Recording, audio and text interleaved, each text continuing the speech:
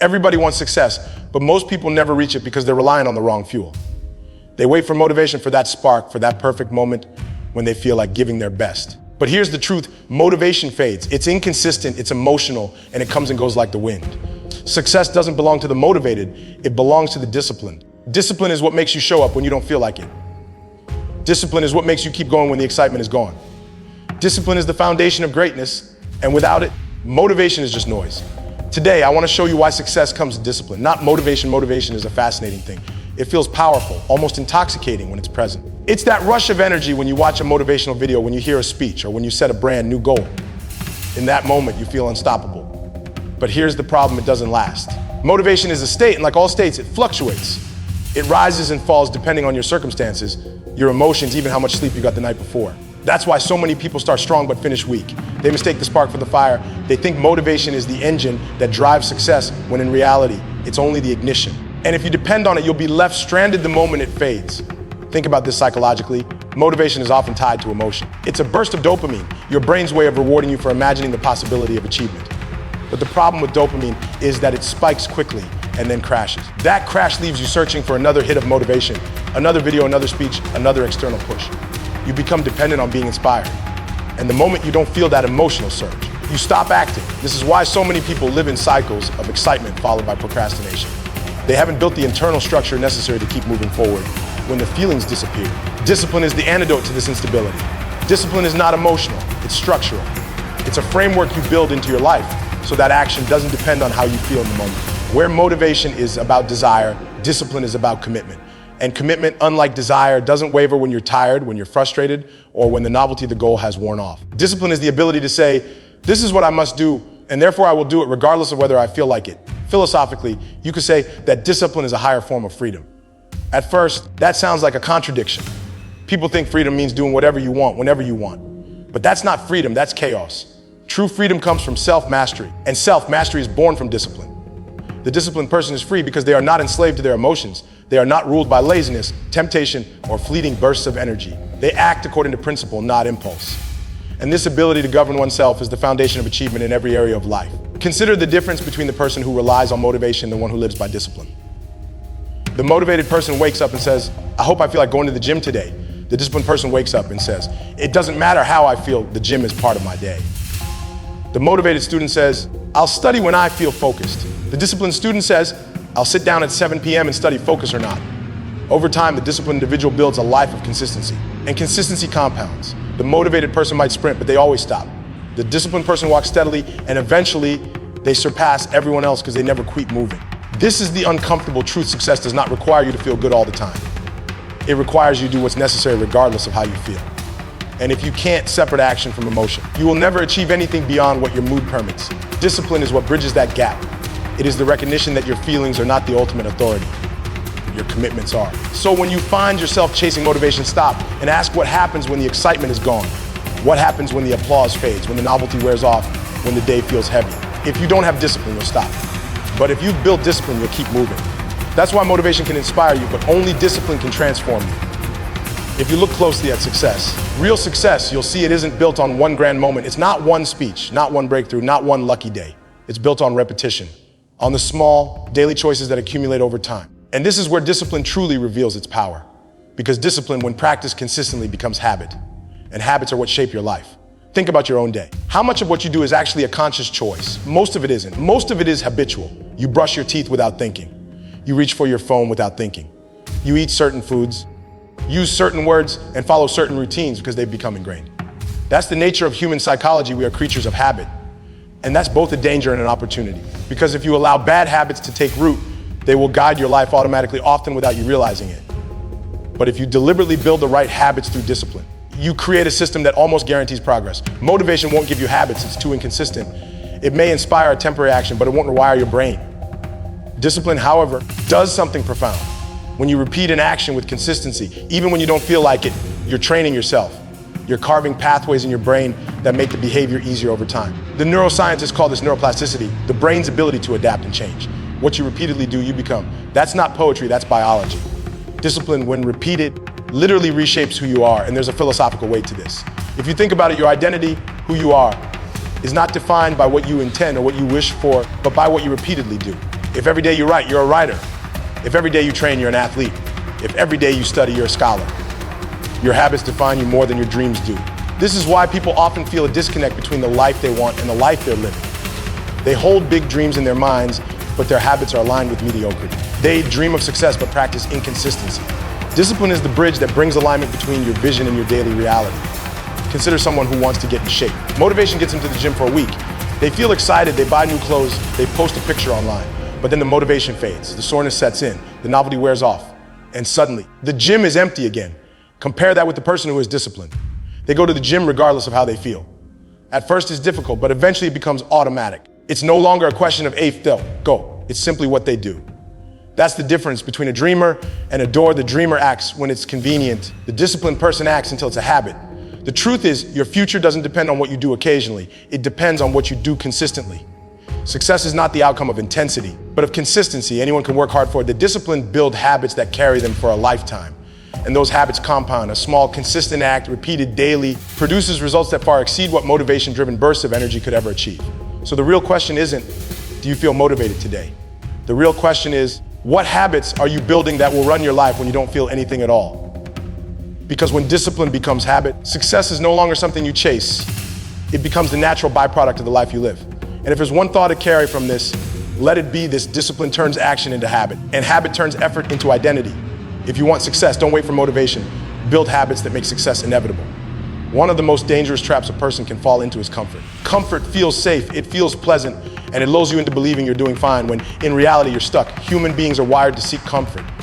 It's an evolutionary mechanism. If your ancestors found a safe cave with food and warmth, staying there increased their survival chances. But here's the paradox. The very thing that kept us alive in the past often prevents us from growing in the present. Because comfort in the modern world doesn't protect you, it weakens you. Think about your own life. The things that have truly changed you, your defining experiences, were not comfortable. They were difficult. They demanded sacrifice. They forced you to do something you didn't want to do, or to endure something you didn't want to endure. Growth doesn't happen in the safe zones. Growth happens when you're pushed to the edge of what you think you can handle. That's why discipline is so crucial. Motivation seeks comfort, discipline confronts discomfort. Motivation says, do what feels good. Discipline says, do what must be done, even when it hurts. From a psychological perspective, discipline is an act of voluntary suffering. You willingly step into situations that demand more from you than you'd prefer. And paradoxically, it's this voluntary suffering that strengthens you. It's like lifting weights. The resistance itself is unpleasant. The muscles ache, the body protests. But it's in that resistance that strength is created. Without resistance, there's no adaptation. Without discomfort, there's no transformation. Philosophically, this is an old truth. The Stoics understood it. They practiced discomfort intentionally. Cold baths, fasting, rigorous training, because they knew that if you can master yourself in times of voluntary hardship, life's involuntary hardships won't destroy you. Discipline is, in essence, the training ground for resilience. It forces you to build the psychological and physical capacity to endure what others cannot. And those who can endure more achieve more. The problem with comfort is that it gives you an illusion of progress. You think, I'm fine, I'm okay. Things aren't so bad. And maybe they aren't. But they're not great either. Comfort robs you of urgency. It whispers, tomorrow will be fine. Discipline, on the other hand, whispers something harsher but far more liberating. If you stay here, you will never grow. Consider two people at the edge of their comfort zones. One says, this is uncomfortable, so I'll stop. The other says, this is uncomfortable, so I must keep going. That second person will always grow faster. They will become stronger, sharper, more capable. Because they've understood the truth. Comfort is stagnation. Discomfort is evolution. And here's something worth reflecting on. Comfort doesn't just keep you where you are. It slowly erodes your potential. Muscles unused will atrophy. Skills neglected will decay. Dreams ignored will die. The longer you stay comfortable, the harder it becomes to escape it. That's why discipline is not just important, it's urgent. It forces you out of that decline. It demands that you choose short-term discomfort for long-term growth. So ask yourself honestly, are you living a life guided by comfort or by discipline? Because one path leads to safety today and regret tomorrow, while the other leads to difficulty today and strength tomorrow. And you get to decide which difficulty you want, the difficulty of discipline now or the difficulty of mediocrity later. If there's a single thought you leave with, let it be this: comfort may feel good in the moment, but it's discipline through discomfort that forges your future. Growth never comes from ease, it always comes from effort. Everybody dreams, that's not unique. You can sit in any classroom, any workplace, any cafe, and you'll hear people talking about what they want to do, who they want to become, the places they'd like to go. Human beings are natural visionaries. We imagine futures, we plan, we dream. But here's the sobering reality: most people never live the life they imagined. Not because they weren't capable, not because their dream was impossible, but because they lacked the bridge between where they were and where they wanted to be. and that bridge is discipline. Dreams on their own are weightless. They exist only in the mind. They're pleasant to think about, but without action, they drift like clouds, visible, inspiring, but intangible. Discipline is what gives them weight. It's what pulls them down from the sky and anchors them in reality. Without discipline, dreams are fantasies. With discipline, they become blueprints. Psychologically, this is important to grasp. Your brain doesn't reward you for having dreams. It rewards you for acting in alignment with them. That's why people who constantly talk about what they want but never act often feel frustrated and hollow. Their mind recognizes the gap between their imagined life and their lived life. And the wider that gap becomes, the heavier the sense of dissatisfaction grows. Discipline narrows that gap. It says, if this is the future you want, here are the actions you must take today. And then it holds you to them. Philosophically, this speaks to the difference between potential and actuality. Potential is unlimited. You could become a doctor, a writer, an athlete, a leader. But actuality is limited. You can only become what you're willing to work for. Discipline takes the infinite possibilities of potential and reduces them to one reality, shaped by your choices and your effort. Without discipline, you remain suspended in possibility.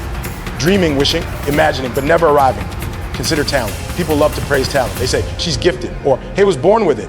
But talent without discipline is wasted potential. History is full of talented people who never achieved anything because they couldn't structure their lives around consistent effort. And it's also full of ordinary people with no obvious advantage, who rose to greatness because they had the discipline to outwork everyone else. Discipline doesn't care about your starting point. It only cares about whether you keep moving forward. There's a hard truth here. Dreaming is easy, discipline is hard. Dreaming feels good, discipline feels uncomfortable. That's why most people choose dreaming. They get the pleasure without the pain. But that pleasure is fleeting. The pain of discipline, though difficult, yields results that last. It transforms the dream into something tangible, something real. Think of a bridge under construction. Every day, workers add steel, pour concrete, align beams. Each action feels small, almost insignificant on its own. But over time, those daily efforts connect 2 points that were once separated. That's exactly how discipline works. Every small, disciplined act is like laying down another piece of that bridge. Eventually, you've built a structure strong enough to carry your dream across into reality. So the question isn't whether you have a dream. Everyone does. The question is whether you're building the bridge. Because no one is coming to build it for you. And the longer you wait, the further away the other side will feel. And if you need a single truth to take with you, let it be this: dreams inspire you, but discipline delivers you. Without discipline, your dream will remain an illusion. With discipline, it becomes your life. One of the most difficult lessons to learn, and the one most people resist, is that your emotions are not reliable guides. They're powerful, yes. They color your experience of the world. They tell you when something feels pleasant or unpleasant, safe or threatening. But as far as building a meaningful life goes, emotions are inconsistent, volatile, and often misleading. If you structure your life around how you feel, you will live a life of inconsistency. And inconsistency is the enemy of success. Consider how quickly emotions change. You can wake up feeling determined, energized, ready to take on the day. By the afternoon, a small setback, a harsh word from a colleague, a rejection, even just fatigue, can completely alter your state. Suddenly, you don't feel like working. You don't feel like exercising. You don't feel like following through. If emotion is the driver, you'll veer off course every time the road gets rough. Discipline functions differently. Discipline doesn't ask how you feel. Discipline asks what is required. It isn't about mood, it's about principle. And this is what gives it power. Because moods fluctuate constantly, but principles endure. If you live according to mood, you're enslaved by it. If you live according to principle, you're free. Psychologically, discipline provides stability in a world of emotional chaos. It acts like an anchor. When the storm of frustration, laziness, or self-doubt hits, discipline is what keeps you grounded. You might not feel like studying tonight, but you study because it's Tuesday, and Tuesday is study day. You might not feel like running, but you run because running is part of who you are. Over time, this consistency strengthens not just your skills, but your identity. You stop saying, I hope I can, and start saying, this is what I do. Philosophically, this comes down to the difference between impulse and will. Impulse says, I don't feel like it, so I won't. Will says, I've decided, and so I will. Discipline is the practice of aligning your actions with will rather than impulse. And this alignment is what creates character. Because character is not defined by how you act when you feel good. It's defined by how you act when you don't. Look at anyone who has achieved something extraordinary. Athletes, musicians, leaders, thinkers. None of them relied on feeling motivated every day. They couldn't afford to. Imagine a concert pianist who only practiced when they felt inspired. Or a surgeon who only studied when it felt pleasant. It would be absurd. They achieved greatness because discipline carried them through the stretches when emotion would have abandoned them. And this isn't just about achievement, it's about trust. When you live by discipline, you become someone you can rely on. You stop breaking promises to yourself. Most people live in a cycle of emotional highs and lows, constantly disappointing themselves when they don't follow through. Discipline ends that cycle. It says, I can count on me. And that reliability builds confidence. Not the shallow kind that comes from feeling good, but the deep, unshakable kind that comes from knowing you will do what you said you would do. So the real challenge is this: Can you act when you don't feel like acting? Can you remain steady when your emotions push you to quit? Because if you can, you're unstoppable. If you can't, your life will always be dictated by your changing moods, like a ship tossed around with no anchor, no direction. Discipline is often misunderstood as restriction, as a kind of cage that limits your freedom. People hear the word and immediately think of rules, rigidity, or punishment. But the truth is exactly the opposite. Discipline doesn't take away your freedom, it creates it. The disciplined person has more freedom than the undisciplined, because discipline gives you control over yourself, and control over yourself is the foundation of freedom in every other domain.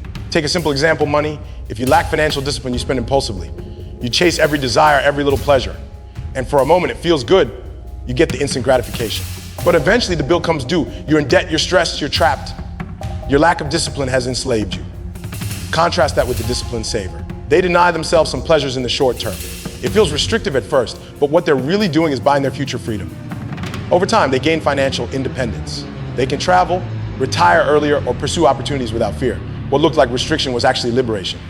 The same principle applies everywhere. The student who disciplines themselves to study gains the freedom of choice in their career. The athlete who disciplines their body gains the freedom to perform at the highest level. The individual who disciplines their mind gains the freedom to remain calm under pressure, to think clearly when others panic. Discipline is the price you pay for long-term freedom, and the cost of avoiding it is bondage to your own impulses. Psychologically, this is crucial. When you live without discipline, you are ruled by external forces, your cravings, your moods, the distractions of the environment. You react instead of act. But when you cultivate discipline, you take back control, you become proactive. Instead of being tossed around by circumstance, you set direction and hold to it. This builds what psychologists call internal locus of control, the belief that you are responsible for your life, not the world around you. And people with that mindset consistently perform better, achieve more, and feel stronger because they are not waiting for the world to change. They change themselves. Philosophically, discipline speaks to one of the deepest truths about human existence. Freedom without order collapses into chaos. If you allow yourself every indulgence, if you never say no to yourself, you don't become freer, you become weaker, scattered, unable to stand for anything. Real freedom is the ability to choose rightly, not just the ability to choose anything. And discipline is the training that gives you that ability. Over time, the reward of discipline is not just external success, it's internal peace. When you live by discipline, you no longer live in constant conflict with yourself. You stop negotiating with your excuses every morning. You stop doubting whether you'll follow through. You know who you are, and you act accordingly. That certainty, that integrity, is a kind of freedom very few people ever experience. And what emerges from that is success, not the shallow success of material gain alone, but the deeper success of self-respect, stability, and fulfillment. You begin to realize that discipline hasn't just made you more productive, it has made you more complete. It has given you a life you can be proud of. So here is the final truth. The pain of discipline is temporary, but the reward is permanent. Discipline may feel heavy in the moment, but it carries you toward freedom, toward mastery, toward success. And the absence of discipline may feel light today, but it will weigh you down tomorrow. At the end of the day, success is not reserved for the most talented, the luckiest, or even the most motivated. It belongs to those who are disciplined enough to show up, to endure, and to keep moving forward regardless of how they feel. Motivation will spark you, but it will fade. Discipline will carry you when the spark dies out. It will build the habits that shape your future, push you beyond comfort, bridge the gap between dreams and reality, outlast the chaos of your emotions, and ultimately grant you the freedom and success that most people only wish for. The choice is simple but not easy, lived by fleeting feelings or led by disciplined principles. One leads to regret, the other to greatness. So decide today which life you want, because the future you desire is waiting. And discipline is the only road that will take you there.